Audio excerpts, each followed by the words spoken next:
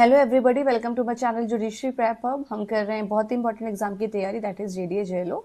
हमने सेक्शन 193 तक कवर कर लिया है। आज हम स्टार्ट करेंगे सेक्शन 194 से। बहुत ज़्यादा इजी एस्पेक्ट है, तो जल्दी से इसको कवर कर लेते हैं। ज़्यादा अब इसमें टाइम नहीं लगेगा। हम ऑलमोस्ट अपने जो बेयर एक्ट है उसको एंड करने की तरफ हैं।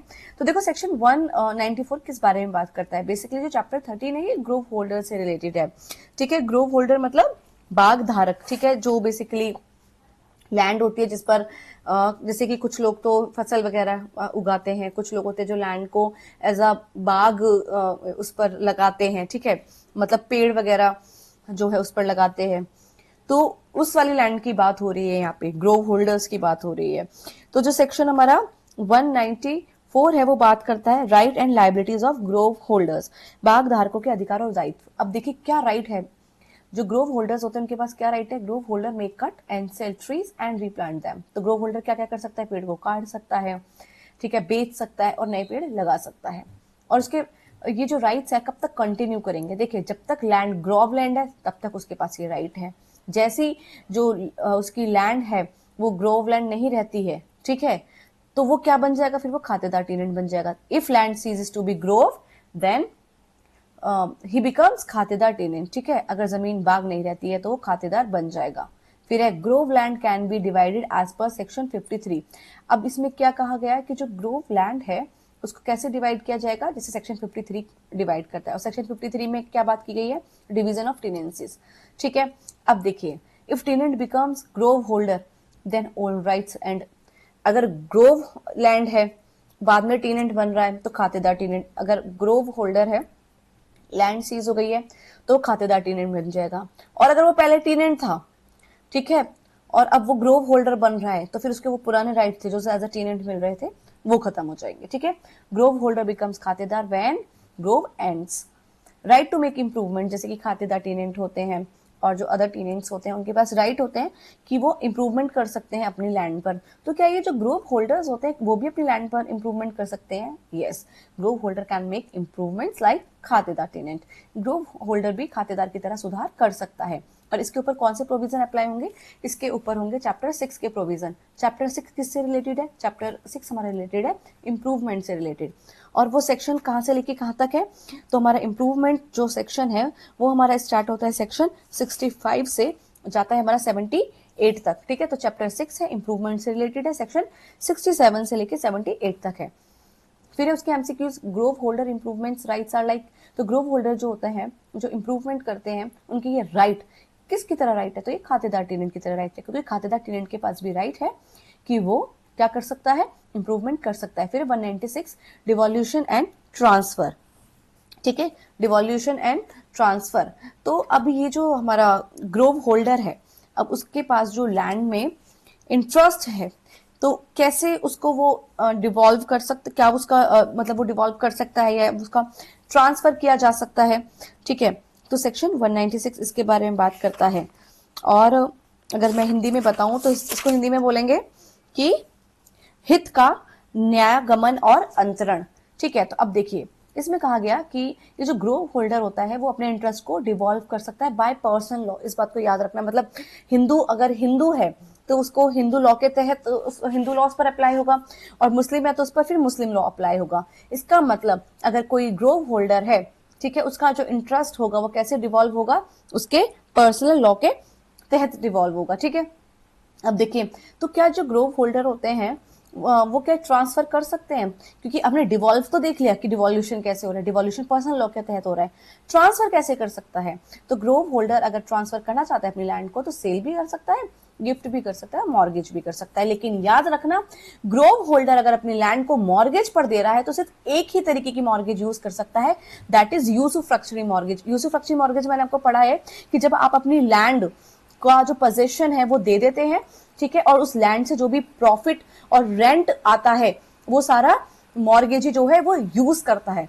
ठीक है, मतलब आपकी लैंड का जो प्रॉफिट वगैरह है वो सब यूज कर रहा है, इसको हम इसीलिए यूसुफ्रक्चुअरी मॉर्गेज बोलते हैं। लेकिन याद रखना, अगर आप ग्रोव होल्डर है और अगर अपनी लैंड को मॉर्गेज पर दे रहे हैं तो खाली यूसुफ्रक्चुअरी मॉर्गेज दे सकते हैं, और वो भी ज्यादा से ज्यादा सिर्फ 20 साल के लिए दे सकते हैं। ठीक है, तो जो बंधक है केवल उपभोग बंधक करेगा और कितना ज्यादा से ज्यादा 20 वर्ष तक के लिए कर सकता है। अब क्वेश्चन ये कि क्या जो इसमें सबलेटिंग जो होती है वो अलाउड होती है, तो हाँ सबलेटिंग अलाउड है और उस पर कोई भी प्रतिबंध लगाने की आवश्यकता नहीं है, विदाउट रेस्ट्रिक्शन भी ग्रोव होल्डर क्या है वो सबलेट कर सकता है। उसके बाद है जो सबटीनेंट है, अब जब हमने सबलेट किया तो जो अब उसको हम सबटीनेंसी कहेंगे, तो क्या सबटीनेंट जो होते हैं उनको राइट्स मिलते हैं, तो जो उपभोगी होते हैं उसको अधिकार तो मिलते हैं लेकिन कुछ सीमित अधिकार मिलते हैं, ठीक है। फिर है अब ऐसा भी तो हो सकता है कि जो हमारा ग्रोव होल्डर है वो अपनी जो लैंड है उसको लीज पर दे दे, ठीक है, लीज फॉर प्रोड्यूस। तो ऐसे केस में आप क्या करेंगे, कितने वर्ष तक दे सकते हैं, आप कितने वर्ष तक के लिए दे सकते हैं, 3 साल। देखिए अगर आपके पास बेयर एक्ट है तो अपने बेयर एक्ट में ये सब मार्क करते ही चलिए, जैसे मैंने आपको इस सेक्शन में बताया, ठीक है, डिवॉल्यूशन एंड ट्रांसफर ऑफ इंटरेस्ट, इसके अंदर जो 4 प्रोविजो हैं उसको जैसे मैंने शॉर्ट में लिखा है, तो जैसे ये वाला पॉइंट है ना, जैसे मैंने पॉइंट्स को लिखा है एज इट इज, आप इस पॉइंट्स को अपने नोट्स में मार्क डाउन कर लेना, जब रैपिड रिवीजन करेंगे तो फिर इजी रहेगा। लेकिन ये जो बात है ना, ये lease for produce allowed up to 3 years, तो जैसे कि कोई लैंड है, ठीक है, ग्रोव होल्डर है, उसका वो बाग बगीचा है, तो उसने बोला कि ठीक है मैं अपनी, जैसे कि आम का पेड़ है बेसिकली, आम के पेड़ पर अब वो कह रहा है कि ठीक है उस पे जो आम लग रहे हैं, वो उसने बोला कि ठीक है मैं आपको ये अपना आम का जो बाग है इसको लीज पर देता हूँ 3 साल के लिए, इसका जो भी प्रोड्यूस है आप इसको यूज करो। तो ऐसे में ये जो ग्रोव लैंड होती है उसकी जो लीज होती है, ज्यादा से ज्यादा आप लीज फॉर प्रोड्यूस की बात कर रही हूँ मैं, ठीक है, ओनली लीज फॉर प्रोड्यूस। तो अगर लीज फॉर प्रोड्यूस दे रहे हैं आप तो उस केस में सिर्फ 3 साल तक की ही अलाउड है, ठीक है। लीज फॉर प्रोड्यूस जो है उपज के लिए अधिकतम 3 वर्ष की ही लीज दी जा सकती है। तो मैक्सिमम पीरियड क्या है जो हम यूसुफ्रक्चरी मॉर्गेज कर रहे हैं ग्रोव लैंड पर, जो ग्रोव होल्डर दे रहा है यूसुफ्रक्चरी मॉर्गेज, कितना, 20 साल तक दे सकते हैं। कितने टाइप के मॉर्गेज होते हैं, वैसे तो इसमें जो मॉर्गेज की बात की गई तो किस टाइप के मॉर्गेज की बात की गई है, ग्रोव होल्डर जो अपनी ग्रोव लैंड को मॉर्गेज कर सकता है, तो किस टाइप का मॉर्गेज कर सकता है, सिर्फ यूसुफ्रक्चरी मॉर्गेज, जो बाकी सिंपल मॉर्गेज होते हैं, ठीक है, और कंडीशनल जो सेल वाला मॉर्गेज होता है, इस तरीके के जो, और जो टाइटल डीड डिपॉजिट करके जो मॉर्गेज होता है, इस तरीके के मॉर्गेज की बात नहीं की है, सिर्फ यूसुफ्रक्चरी मॉर्गेज की बात की गई है। फिर है लीज फॉर प्रोड्यूस, अगर आपके पास ग्रोव लैंड है और आप जो ग्रोव होल्डर है वो अगर लीज फॉर प्रोड्यूस पर अपनी लैंड को देना चाहता है तो ज्यादा से ज्यादा कितना साल, 3 साल, up to 3 years. Provision as to rent, ठीक है, 197 लगान के बारे में उपबंध। अब देखिए अगर कोई अपनी जो लैंड है, ग्रोव लैंड है, ठीक है, तो अब अगर वो उस पर जो टीनेंट है, तो टीनेंट से अगर आप रेंट कलेक्ट करेंगे तो किस फॉर्म में करेंगे, ओनली इन कैश। अब बात यहाँ पर आई है ओनली इन कैश, इसका मतलब कोई ऐसी टेनेंसी हो सकती है कि जहां पर जो रेंट है वो काइंड में भी लिया जा सके, ठीक है। इससे पहले जब हम कौन सा चैप्टर पढ़ रहे थे, अगर आपको याद है तो जरूर कमेंट बॉक्स में बताना, ठीक है, कि हम कैसे रिकवरी, एग्जैक्टली चैप्टर जो 10 है उसमें जब हम रिकवरी ऑफ रेंट के बारे में पढ़ रहे थे तो रेंट को हम रिकवर करने के हमने 2 मोड देखे थे, एक कैश में और काइंड में। लेकिन जब हम ग्रोव होल्डर हम ग्रोव लैंड की बात कर रहे हैं तो उस ग्रोव लैंड पे ग्रोव होल्डर अगर रेंट रिसीव करेगा तो वो सिर्फ और सिर्फ कैश फॉर्म में ही कर सकता है। तो ग्रोव भूमि का किराया सिर्फ नकद में ही होगा, और रेंट कौन डिसाइड करेगा, या तो एग्रीमेंट से दोनों पर्सन डिसाइड कर लो, और नहीं कर पा रहे तो ठीक है रेवेन्यू कोर्ट जो है आपका किराया जो है वो तय कर देगा। तो किराया या तो समझौते से या फिर राजस्व न्यायालय द्वारा तय हो जाएगा, ठीक है। फिर चैप्टर 9 प्रोविजन अप्लाई लाइक खातेदार टीनेंट।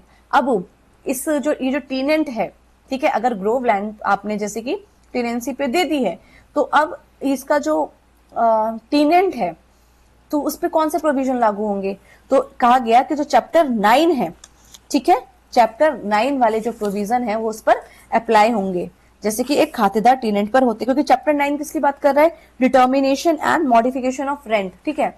तो अब रेंट के बारे में बात हो रही है, तो रेंट कैसे मॉडिफाई होगा, उसको कैसे डिसाइड किया जाएगा, तो वो सारा प्रोसीजर जो चैप्टर 9 में बताया गया था वो सारे प्रोविजन भी यहाँ पर अप्लाई होंगे, ठीक है। क्योंकि कैसे अप्लाई होंगे, चैप्टर 9 के नियम खातेदार की तरह लागू होंगे।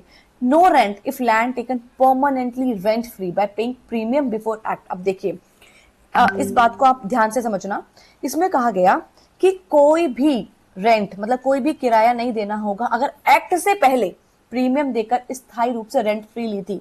इसका मतलब जब ये एक्ट नहीं आया था उससे पहले क्या हुआ, किसी पर्सन ने एक लैंड ली, ठीक है, जब उसने ये लैंड ली तो प्रीमियम पे कर दिया। प्रीमियम का पे का मतलब होता है कि जब आप किसी लैंड का जो किराया होता है एक साथ ही पे कर देते हैं और फिर आपकी लैंड जो है रेंट फ्री हो जाती है।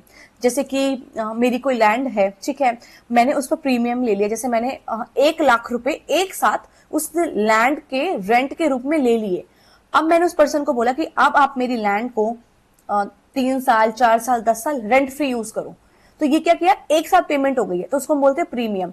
तो इस केस में कहा गया कि कोई भी रेंट नहीं लिया जाएगा अगर किसी पर्सन ने लैंड को परमानेंटली रेंट फ्री करा लिया था बाय पेइंग प्रीमियम, ठीक है, प्रीमियम देकर। लेकिन कब, बिफोर एक्ट, ठीक है, अगर ये एक्ट से पहले की बात है तब, ठीक है। उसके बाद एक्सेप्शन है कि अब ऐसा तो है नहीं कि एक बार जो है प्रीमियम पे कर दे तो जिंदगी भर के लिए रेंट फ्री हो गया, नहीं, कुछ एक्सेप्शंस है। जैसे कि अगर प्रीमियम मोर देन 10 टाइम्स है एनुअल रेंट के, तो रेंट सिर्फ आपका कब तक चलेगा, 30 साल तक के लिए। जैसे कि मेरी लैंड है, उसका किराया, एनुअल किराया 1,000 रुपए है, ठीक है, मेरी लैंड का जो किराया है वो 1,000 रुपए है, लेकिन मैंने अपनी लैंड का जो प्रीमियम है वो एक साथ 20,000 रुपए ले लिया, ठीक है, कितना ले लिया, एक साथ 20,000 रुपए ले लिया। अब ये तो जो एनुअल रेंट है उसके 10 टाइम से ज्यादा हो गया। तो अब जब मैंने एक साथ 20,000 रुपए ले लिया तो मुझे उसको 30 साल तक रेंट फ्री करना पड़ेगा उस लैंड को। अब वो पर्सन मुझे 30 साल तक रेंट नहीं देगा जिसने एनुअल रेंट का 10 टाइम से ज्यादा पे कर दिया, ठीक है। और अगर कोई पर्सन एनुअल रेंट का 10 टाइम से कम पे कर रहा है तो उसको सिर्फ 15 साल तक के लिए रेंट फ्री किया जाएगा लैंड को, उसके बाद उसको रेंट भरना पड़ेगा, ठीक है। इस कॉन्सेप्ट को याद रखना, यहां से क्वेश्चन जरूर बनेगा। फिर subtenant rent shall be in cash, और सबटेनेंट भी रेंट कैसे देगा, कैश में ही देगा। अग्रीमेंट और कोर्ट डिसाइड सबटेनेंट रेंट, जैसे कि हमने पढ़ा कि जो टेनेंट है उसका रेंट कैसे डिसाइड हो रहा है, अग्रीमेंट या फिर रेवेन्यू कोर्ट डिसाइड कर रहा है। उसी तरीके से सबटेनेंट का जो रेंट है वो अग्रीमेंट से डिसाइड कर लो या फिर कोर्ट डिसाइड करेगा। Part of produce can be given as if agreed, देखो अभी तो वैसे हमने बोला कैश में होगा, लेकिन अगर आपने अग्रीमेंट कर लिया है तो फिर तो जब अग्रीमेंट हो ही गया है तो फिर तो अगर आप प्रोड्यूस का भी अग्रीमेंट कर रहे हैं कि ठीक है कुछ पार्ट ऑफ प्रोड्यूस मैं दे देता हूँ रेंट की जगह, और दोनों पार्टी अग्री है तो फिर ठीक है, वो भी माना जा सकता है, समझौते से उपज का हिस्सा भी दिया जा सकता है। लेकिन प्रेफरेंस किसको दी गई है कि कैश में होना चाहिए, लेकिन अगर आप अग्रीमेंट कर रहे हैं तो वो भी पॉसिबल है। तो rent of Grove holder is what, तो जो रेंट होगा ग्रोव होल्डर का वो कैश में होगा।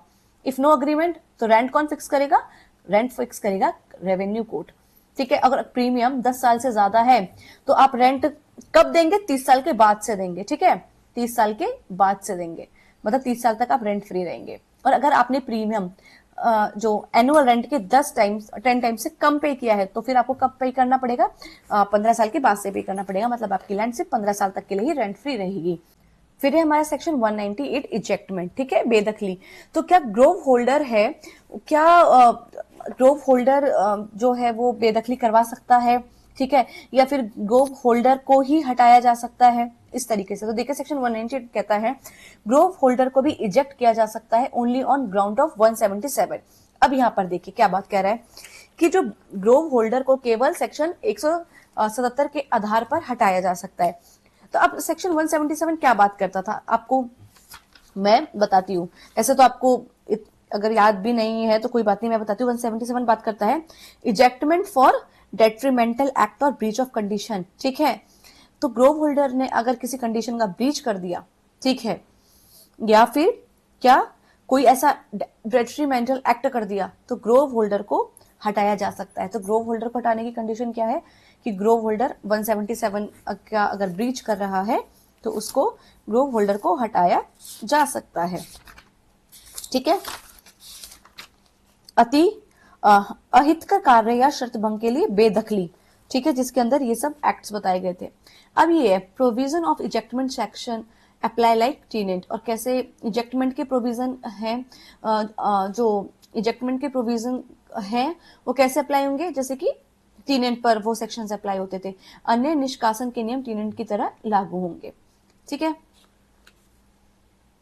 फिर है if Grove holder is trace passer, अगर ग्रोव होल्डर ट्रेस पासर है तो देन सेक्शन 183 विल अप्लाई।